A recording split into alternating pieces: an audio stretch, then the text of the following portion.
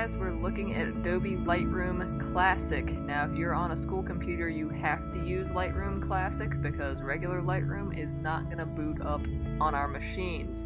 So Lightroom Classic is basically a way for us to filter photos, do lots of edits and things like that in one convenient place. Basically, when I showed you guys Adobe Bridge at the beginning of this year, it's going to use a lot of things we used from that. So first off, you're going to get pictures in here by clicking on Import at the bottom left, which should show up as soon as you boot up the program. And you're probably going to get some of these screens that you'll see me dealing with in just a second here. Yes, where it's like first time you open it, you just have to, we're just going to click out of all this stuff. Alright, so we're going to import some pictures, and depending on where you save them, they might be in your downloads folder, they might be in your pictures folder, it depends on where they are. It should be able to get to your user folder as you're seeing on here though. So we're just ignoring all of this for right now. I just want to go import some pictures from my downloads folder, which is where they're hanging out for me. So right now I only have 3 pictures in here. You might have way more. And what I want to do is I want to import all 3 of these. You can see all 3 are checked, but if I wanted to just import one, notice how I'm just like checking off just single boxes. So that might be the case for some of you guys who have lots of pictures on your computer. You probably only want to check off the ones you want. So I hit import there at the bottom right. Now I have my 3 pictures are basically in Lightroom ready for me to do stuff to them.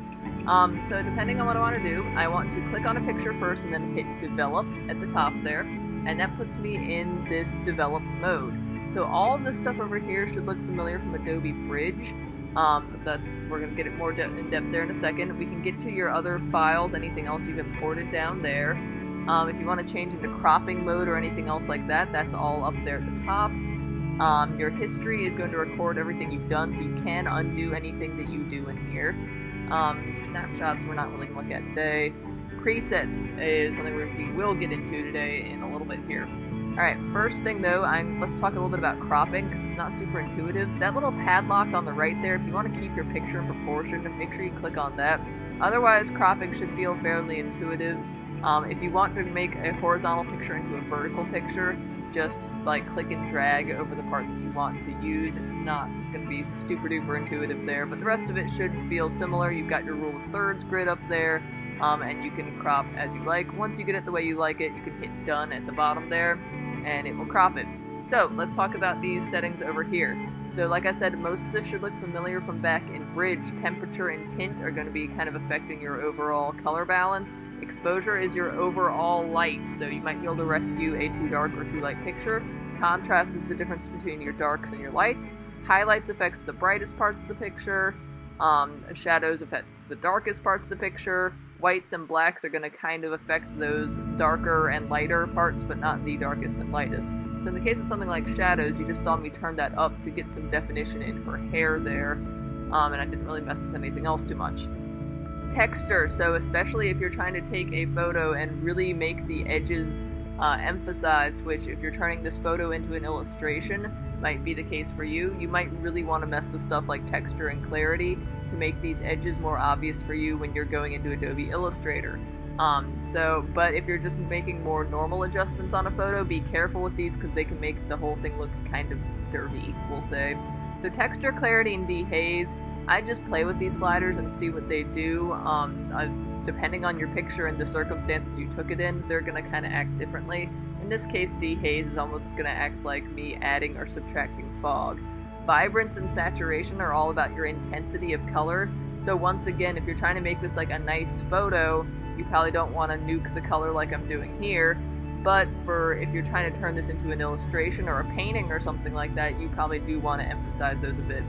So a lot of these are going to be things we'll get into a little bit later. I do want to show you guys this color balance one, because especially for a picture like this where I have such intense color, you can really see what it does. You can shift individual colors within Lightroom without affecting the overall balance. Now obviously with something like orange back there, it didn't do much, but notice that green and blue, a lot of these are going to make huge changes depending on what I do with those sliders, and they really affect the kind of overall feel of the picture depending on what kind of look I'm going for. So you're seeing me messing there with the blues. I mean, I could make this look completely different from how it looked originally.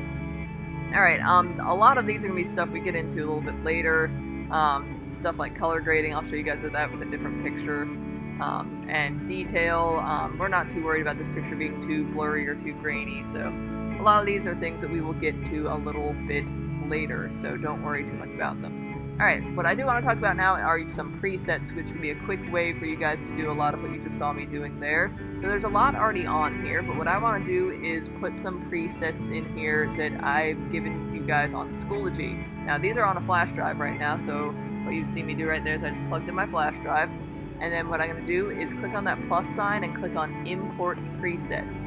I'm going to go to my flash drive and go to Lightroom Presets, and I'm going to click on my very first one, scroll all the way down, hold shift, and click on my last one, import those, and it's going to take it a second because there's about 55 of them. So like I said, these are going to be, you can think of them as just filters. You can think of them as filters for Lightroom, just like how you have stuff on Instagram or whatever. If I click on this arrow that's pointing to the word User Presets right here, this is everything I just downloaded. So notice that I'm just mousing over these. I'm not clicking on any of them. I'm just hovering my mouse over them, and I'm like just kind of seeing what each of them does. So each of these is going to act very different. And the nice thing with these is, let's say I find one that I like this one. What I could do is click on that and then go back over on the right there and make more adjustments even after I apply a filter. So you can think of these as a starting point of you to apply one of these, and then you need to go in there and make it work the best it can for your image. So once again, some of these aren't going to be super useful for an illustration project, like obviously the black and white ones. I would avoid some of these more matte ones for, again, if you're trying to do this as an illustration, that's not what you really want. But some of them are going to look really nice and do exactly what you want them to do, like as far as emphasizing texture and edges and making it easier for you to see this in Illustrator. Now, once again, if you're looking for more just regular photography, just you want to emphasize this image and make it look its best, that's going to be a matter of personal taste, and that's going to be for you all to figure out as individuals. Alright, so what you're seeing me do here is realize that I probably have a better time going and showing you some of these filters with a different picture.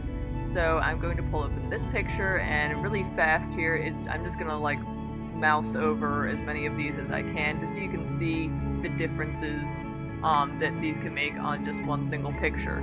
So notice that like not only is the color being changed, it's like the balance of the light and dark. A lot of things can be affected within these filters, so really try out different photos, try out different colors, try out different perspectives, because it's all going to affect the way that these images end up getting affected. Alright, so let's say I found one that I like. What I'm going to do now is export it. I right-clicked on the picture and I clicked on export.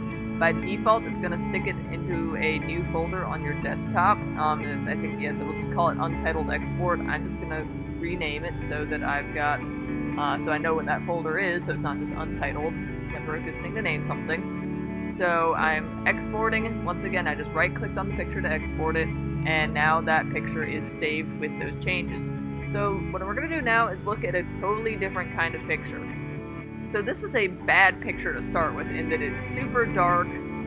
It's got just like a lot of stuff that's like wrong with it, and I'm going to do what I call, I'm just going to nuke this picture. I'm going to do so many changes to it that it's not going to look at all like its original self. So starting off, I'm just going to mess with my exposure. I'm just going to crank up that light, which fortunately I did have enough data in this image to work with for me to even get that much out of it. So now what you're seeing me do is messing with the lighting, with as far as highlights, shadows, whites, and blacks. I'm just trying to get a balance that I like the looks of. Texture and clarity you're also going to see me play with, especially I was looking at the reflection on the water to get that to look the way I want. Now I've gone in there and messed with all that so much, I need to go back in here and mess with the lighting. So don't think that you just work your way down the list. You should be constantly going back and forth messing with your lighting and stuff like that.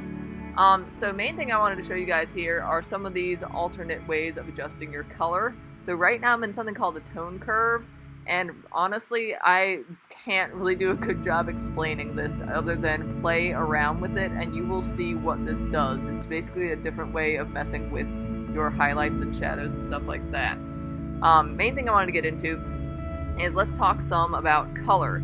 So I could do overall color balance like you all saw me do before, But what I really want to play with here are playing with the colors and my highlights, midtones, and shadows. Now we've talked about these before. We've talked about highlights are your brightest parts of your pictures, midtones are the middle values, and then shadows are the darkest values. And what I can do here is I can go into my color grading and I can set my shadows to be a more intense color or a different color than they are right now. So I've set my shadows to like a really bright pink and set my highlights to, well, you can see me trying out different things here. I'm also going to put my highlights on a bright pink and then go into my midtones and make it something completely different and a little bit here.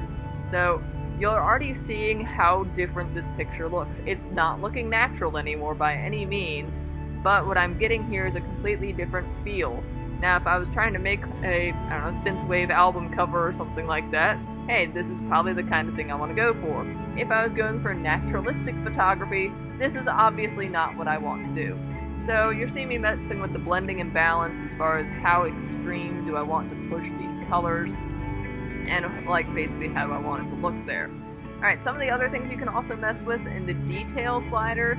If you have a very grainy picture, you might be able to rescue it some by messing with your noise reduction and sharpening. By noise, I mean when you zoom in on a picture and it looks super duper pixely. Alright, so what I want you guys to do, main thing with Lightroom, play with it. Play with Lightroom and see what you can